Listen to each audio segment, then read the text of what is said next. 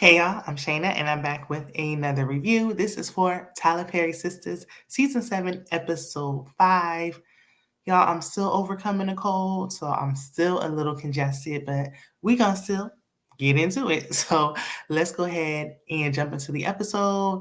Since it's already late, I'm just gonna go sister by sister, person by person, okay? If you're new here and you enjoy this type of content, be sure to check out my other videos. Like the video, it helps out a ton. Subscribe if you enjoy. Turn on your post notifications, like all the things, okay? And if I'm a little low, I do apologize. It's late at night, okay? It's late in the midnight hour, okay?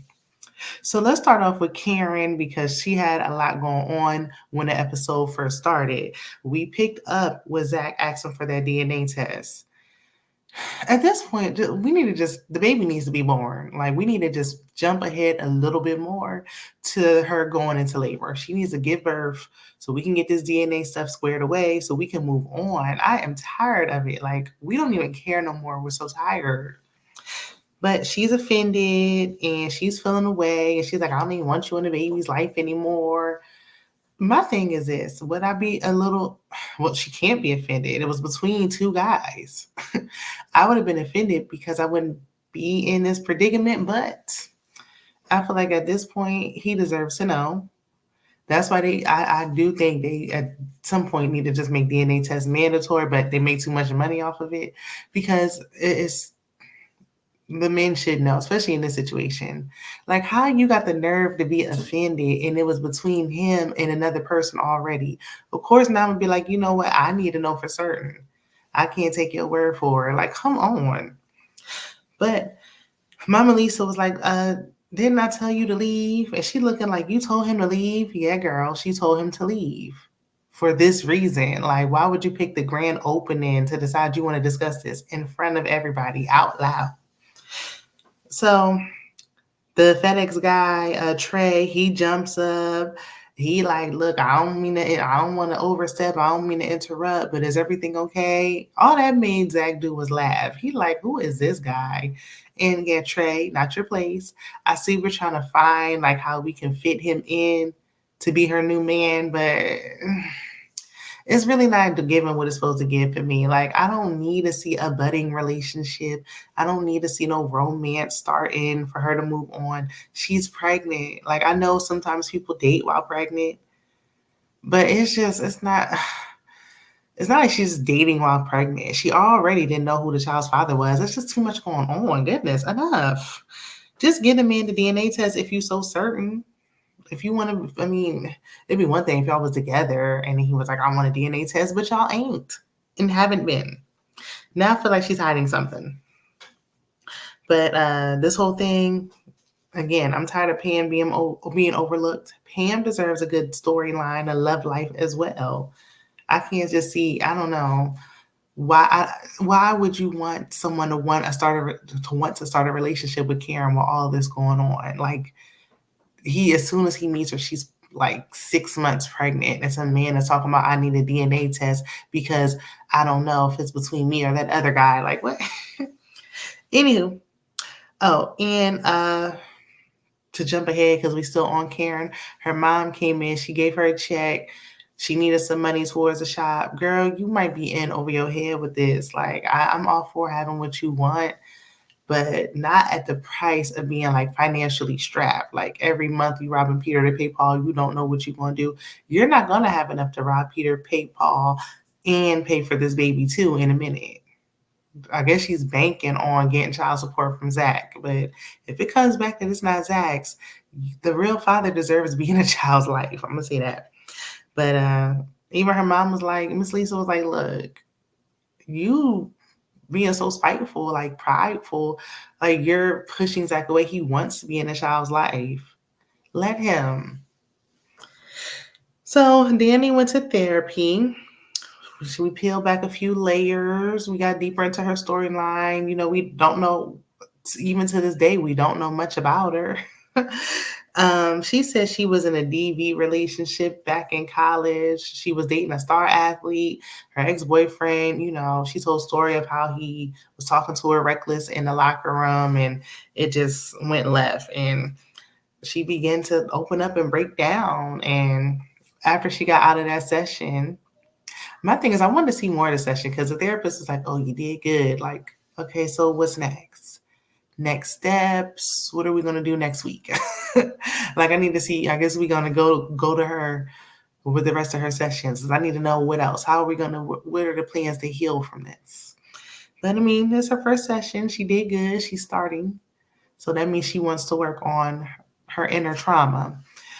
But her boyfriend, he like, how did it go? She's being standoffish towards him. Later on, he like, look, can I just come over? Like, please don't shut me out. He's begging her, like, please don't shut me out. Like, I want to be here with you every step of the way. So I'm like, okay, he seemed like a good dude. He really care about her. And he like, look, can I just come over? I got to go home and grab a few things. Where is his home? Where does he live? I am tired. I don't want to see nobody else coming over. Enough is enough. Give one of these men a place. Somebody other than Maurice needs an apartment. Like, enough. So, speaking of Maurice and them, we see Sabrina. I don't know what she got on today. I normally don't be jumping on Sabrina too bad, but I don't know. It was given First Lady like in the late 90s. All that silk, and it was just, I don't know. She goes to visit her man at his smoothie place. He's all excited. He can't wait to tell her they're about to break ground on a second building. He's already thinking about third and fourth buildings. And, this is his baby. His business is. And she's like, I got to play. She's seen a mother walking in with like an infant baby. I guess it was supposed to be. Looked like they just took some blankets and wrapped it up. And the lady was just holding it like it was supposed to be a baby. But anyway.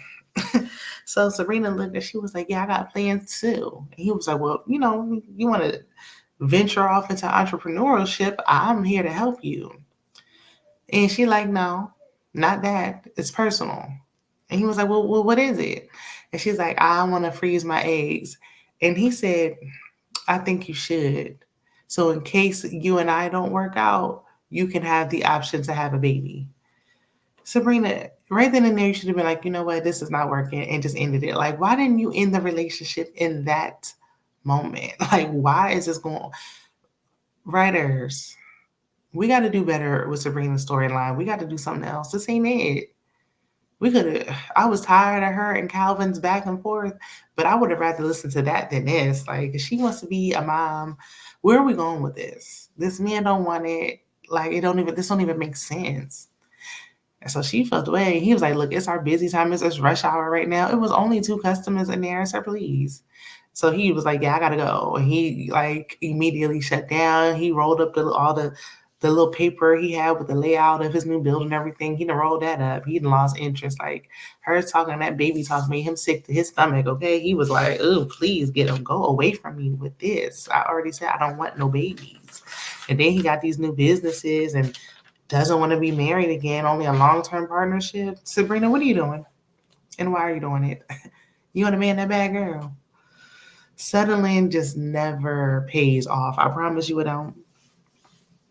And so we see Maurice. He's supposed to be meeting some guy. I don't know who this new man is, if he met him off the OnlyFans or the invitation OnlyFans or what.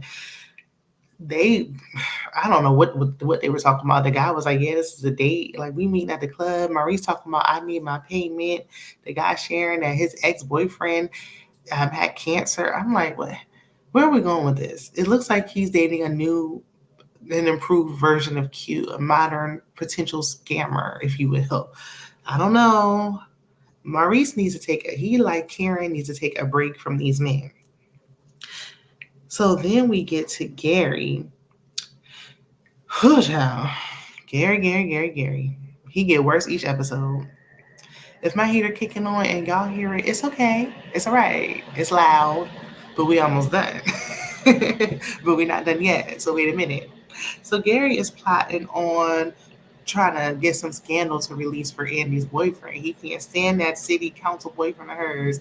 He's trying to conjure up something so he can have something coming out about this man. He needs a scandal. Meanwhile, Hayden got his own agenda, okay? He got his own motives. Y'all know he's trying to make partner. He kissing up, and he's trying to get Andi up out of the way. Fatima's on to him, and she warns Andi, like, look, because they briefly talk about what went down there with Zach causing a scene. And Andy was like, I cannot have Zach fighting nobody with this case going on. Well, Fatima, she ain't gonna let that happen. I did like earlier, I forgot to mention, she said that she was looking into therapy for little Michael, and that makes Zach so happy. And I thought that was great, but can we get a real DNA test? We need another DNA test done on Michael. When are we gonna ask about this? I'm tired of it. Because that's clearly not his baby. I don't care what they say. Anywho, so Gary catch because Penelope comes with a bag. Like, oh, I bought lunch, so she's getting the snooping. Gary walked in and he caught her, and I'm like, girl, how you get caught? Come on now. And what were you going back to look for? You already seen enough. Like, so he like, why would you snooping through my drawer? She claimed she was looking for utensils for the lunch, and it's like y'all both y'all both enemies. Like, when is this baby gonna be born? When is she gonna find out that he stole her credit card numbers? Oh my gosh, this whole thing is crazy. So he talking to his partner, the one person that he been working with the whole time, his partner in crime. He talking about, oh, you need a little something to take off the edge. I said, oh Lord. Gary done turned into a whole junkie, and that's no offense to anybody that has struggled, but that's what it is. That's the road they're going down. They done turned this man into a whole junkie out here. Oh my gosh. So he's talking to Andy and her man, and she talking to her man. She's like, there better not be any scandals. There better not be nothing popping up. He promised her there ain't. They laughing, having a good time. They about to have a good, intimate, physically intimate night, okay? And Gary just watching them. He's so high, child. He was about to pow them, okay? By the time he got his hand on the strap, they pulled off.